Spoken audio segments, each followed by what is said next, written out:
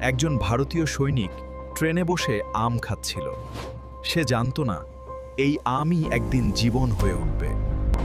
হঠাৎ আমটি পিছলে পড়ে গেল শুষ্ক মরুভূমিতে। মাটি ধীরে ধীরে আমটিকে ঢেকে ফেলল, যেন সবকিছু এখানেই শেষ। কিন্তু প্রকৃতির দয়া কখনো শেষ হয় না। একটি ময়ূর এসে আমটির উপর পানি ঢেলে দিল। আর সেই পানি থেকেই জন্ম নিল এক নতুন আশার আলো। কয়েক মাসে সেই ছোট বীচি হয়ে উঠল একটি সুন্দর বট আম গাছ। ময়ূরটি গাছেরই নিচেই থাকতে শুরু করল। গাছ আর ময়ূরের মধ্যে তৈরি হলো এক নিঃশব্দ বন্ধন।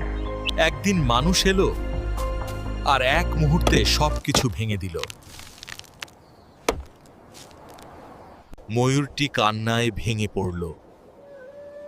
সে হারাল তার আশ্রয়, তার বন্ধু। ময়ূর কেঁদে ফেলল। সে তার আশ্রয়, তার বন্ধুকে হারিয়েছে।